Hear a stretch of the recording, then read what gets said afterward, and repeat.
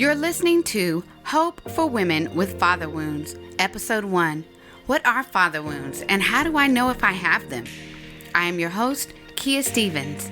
This podcast is for women who have experienced pain in your father-daughter relationship as a result of divorce, abandonment, abuse, incarceration, addiction, or a physically present but an emotionally absent father.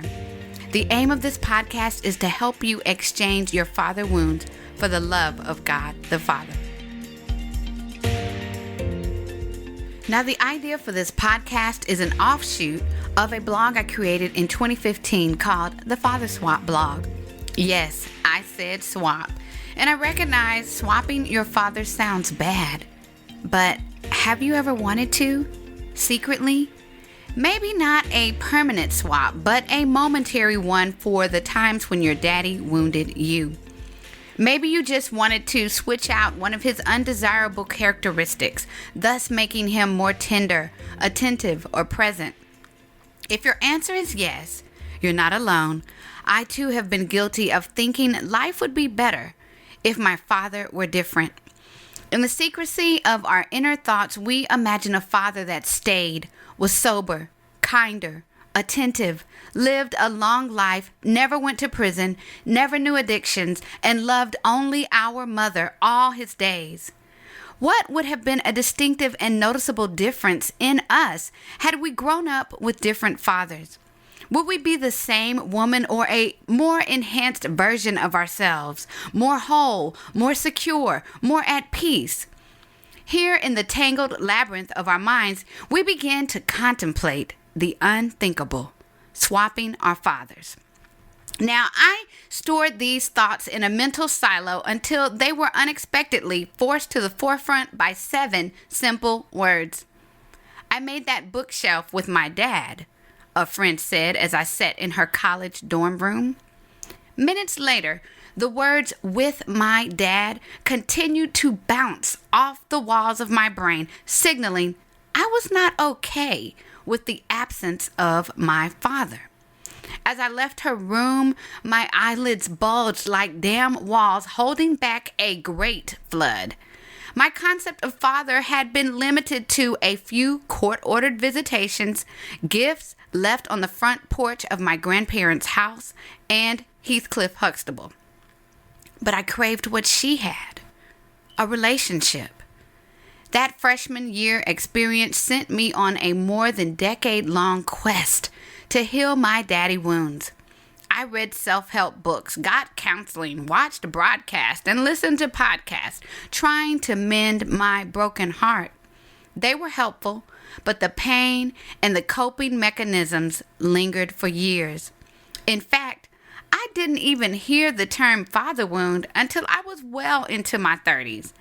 I felt the effects of father wounds before I even knew what they were. Maybe you can relate. Maybe this is your first time hearing these 2 words, or maybe you have heard them, but you just haven't fully understood. A father wound is a byproduct of experiencing the absence of love from your biological father. A few additional terms that are often used interchangeably are daddy wound, daddyless, and fatherless. The term daddyless and fatherless are not limited to people whose father was physically absent. You can feel as if your father is absent, though you grew up with him in the same house. The difficult truth is that if you can relate to having father wounds, you're not alone. Before I started my blog, I had many impromptu focus groups. Whether I was in a salon, on a play date with my kids, or at work, women had something to say about their father-daughter relationships or lack thereof. Without hesitation, they spoke, recounting memories and words often painful of their biological fathers. I'm going to write for women who grew up without their fathers, I declared. Women responded first with their body language, widened eyes, turned heads, and a barely audible all signifying to me they had a wound too. And then they spoke, confirming my suspicion. I just met my dad 2 weeks ago. I don't even know who my father is. My daddy was an alcoholic. I heard my father call my mother a heifer. My dad introduced me as his boy. It was like my announcement triggered a floodgate of words that they had been waiting to say. I didn't have to force or bribe them to speak. They responded immediately. Each woman seemed to have her father-daughter story filed in an easily accessible compartment ready to retrieve upon cue. The statistics regarding fathers is staggering. According to the National Fatherhood Initiative, more than 1 in 4 children live without a father in the home, or 19.7 million children. These children are 4 times more likely to live in poverty, 7 times more likely to become pregnant as a teen, more likely to abuse drugs and alcohol, and the list goes on. You may be wondering, well, how do I know if I have father wounds? The answer can be discovered with a few thought-provoking questions.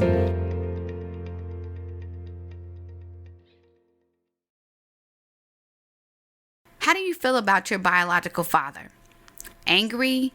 Scared? Sad? How did you feel about your relationship with him growing up? Disappointed? Hurt? Hateful? How do you feel about him now? Frustrated? Hopeful? Unsure? How do you feel when you see a father lovingly interact with his daughter in a way you have never experienced? Jealous? Annoyed? At peace? How do you feel about Father's Day? Indifferent? Overwhelmed? Dreadful? If any feelings surfaced or you found yourself attempting to suppress a few, maybe you have father wounds. Initially, I didn't think I had any father wounds at all until I was challenged by a counselor. Have you written a forgiveness letter to your father? My counselor asked. In 30 years, it had never dawned on me that I needed to forgive him. He wasn't around, so there's nothing to forgive, I thought to myself. And even though her prompting seemed unnecessary, I decided to take the advice. Initially, it was awkward, like writing a letter to a stranger. But as I began to write, a reservoir of words and emotions poured out. I was shocked. Feelings surfaced that I didn't even know were there. And how could I have known I was carrying a buffet full of undealt with emotions if I never took the time to acknowledge their existence? Out of sight, out of mind, right? Wrong. Whether we decide to process our pain or not, it will impact us. Our bodies are not designed to store hurt. Eventually, it will reemerge. And though it is difficult to move beyond the pain, moving is a must. We have to resist the temptation to remain stagnant and stuck. The encouraging truth is that God is intentional when it comes to encouraging the fatherless. In Psalms 27:10 KJV, it says, "When my father and mother forsake me, then the Lord will take me up." In Psalm 68:5 NIV, it says, "A father to the fatherless, a defender of widows is God in his holy dwelling." Romans 8:15-17 NIV says, "The spirit you receive does not make you slaves so that you live in fear again. Rather, the spirit you received brought about your adoption to sonship, and by him we cry, Abba, Father."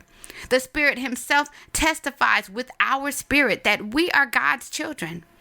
1 John 3:1 NIV says, "See what great love the Father has lavished on us, that we should be called children of God, and that is what we are."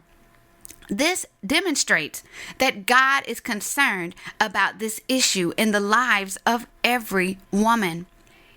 Initially, I was afraid to trust God, believing that God would be just like my father had been growing up, absent.